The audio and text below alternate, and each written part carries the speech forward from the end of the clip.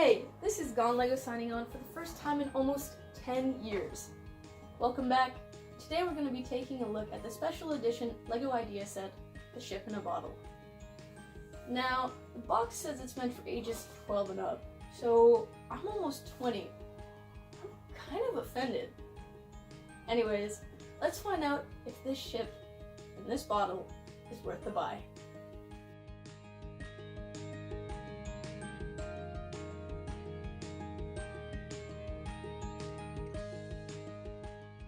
So we're going to go through this bag by bag. Bag number one, or part number one, focuses on the ship inside the bottle. So looking at the finished set, everything looks like it's the perfect size. And what I mean by that is, the ship inside the bottle looks great relative to the size of the entire bottle. Now, I didn't feel that way when I was actually building the ship. So as I was doing it, and by the time I was finished with it, it felt really small. Now, don't get me wrong, it was a very interesting build. While it is small, or it felt small after I built it, it was fun. It was fun because, from what I can tell, they didn't bring too many new pieces specific for one use with this set. So they used the pieces that you could find in any other LEGO set in interesting ways. And my favorite part about it is the bottom of the ship. I believe it's called the hull. Sorry, I'm not a sailor or anything. I just like the look of boats at this set. Anyways, in a lot of LEGO boat sets or ships, you'll see that the bottom part is just one big piece of plastic. So I used to have a Coast Guard set, which you could probably find a review for on my channel from about 10 years ago, and the base of it was just big pre-molded plastic. Probably so that it could actually be put in water and be buoyant. Now, the ship in here probably wouldn't float. You can try that if you want to. The designers really thought it through when building this. So it has a lot of finer details. It's very interesting to look at, very fun to build. And it's not just one big chunk of plastic, you actually have to take the time to build it. Another thing I'd like to point out that made this set even more awesome for me to build is the lack of stickers. So you'll see on the flags that there's a red design on them, adding so much more beautiful detail to the set, but you don't have to agonize over placing it just right.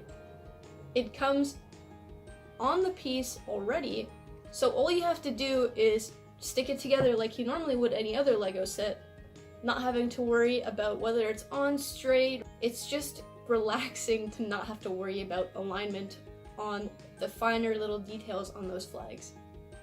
Now, bag number two, or part two, is pretty much the glass bottle. Before I built it, I remember thinking that this is really daunting looking. Now, I thought that because you literally just get this big bag full of other smaller bags of just glass pieces. Now, I figured that since all the pieces pretty much look the same, I was gonna have a lot of trouble building it. I was actually really surprised to find that it was really fun and not hard at all. Props to the LEGO designers on that. It was actually really interesting to build with pieces that all pretty much look the same. So normally you don't do that. It's not common in a LEGO set to just incorporate pieces that look almost exactly the same.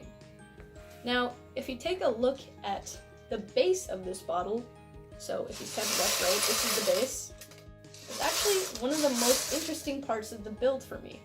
As you see here on the instruction booklet, the base of the glass bottle is highlighted on a 1-to-1 scale to make sure that once you're done doing the most important bits of it, you've done it perfectly and you don't have to go back later. I'd like to give another props to those LEGO designers for how close they cut this design. So fitting the ship in, I was a little bit scared that it wouldn't actually fit, but I should have trusted LEGO a little bit more.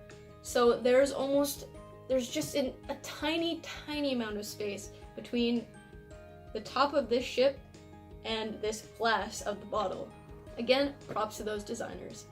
Bag 3 is more of like an extension on part 2 or bag 2, so it's literally just a bunch of water pieces. Have you ever dumped so many bricks before? Check this out.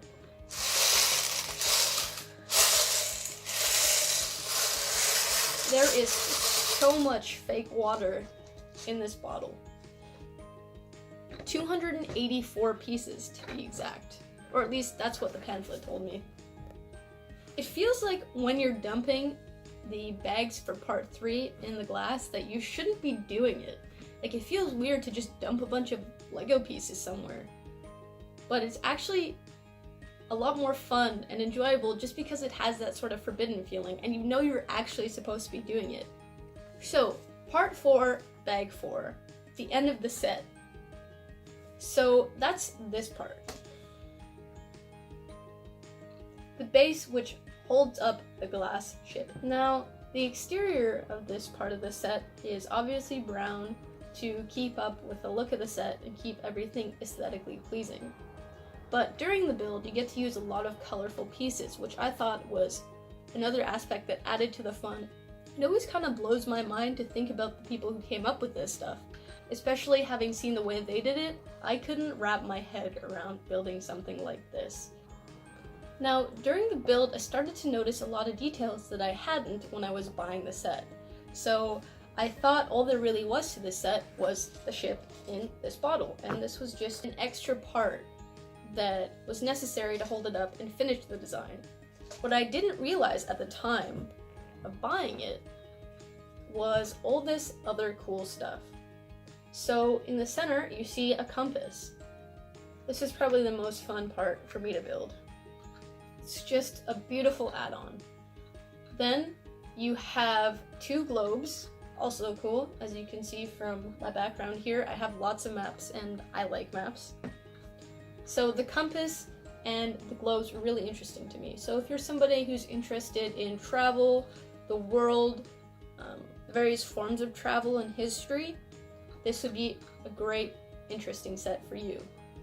They also made use of common Lego pieces that you can find all over the place to add really nice, finer details to this sign on the front here. So the name of the ship is presumably the Leviathan. And again, perfect. They don't make you put a sticker on that, it's just a pre-printed piece. Now, everything about this is beautiful, and it adds an extra layer of desirability for this set. So again, when I was first buying it, I thought it was just this. I thought this was the main selling point. And that's understandable because the compass is sort of covered up and your eye is drawn to this part, not the globes or anything.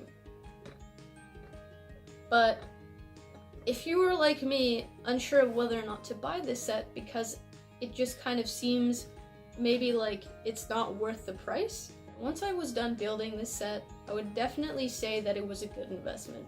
So it's gonna stay on my desk or somewhere in the house where it can be a beautiful sight to look at, a piece of artwork similar to what I have on my wall, but just totally different than what you would normally find for decoration in somebody's home. But it's not just that. It's not just something pretty to look at. It's actually a really fun experience to build, specifically because the designers did a lot of things with the regular types of Lego pieces that you've seen before. They used them in a way that you probably wouldn't have thought of. If you're just like me and aren't very creative, but you really enjoy, in a sense, following instructions, but still being part of that building process, that design process, this Lego set is really good for you. If you have an eye for design and have a really fun time building Lego sets, just because it's maybe relaxing or maybe it's therapeutic for you, I would definitely suggest getting this set. Because it's not only fun to look at, or beautiful to look at, but it's fun to build, and you will find new ways to use Lego pieces that you'd never thought of doing before.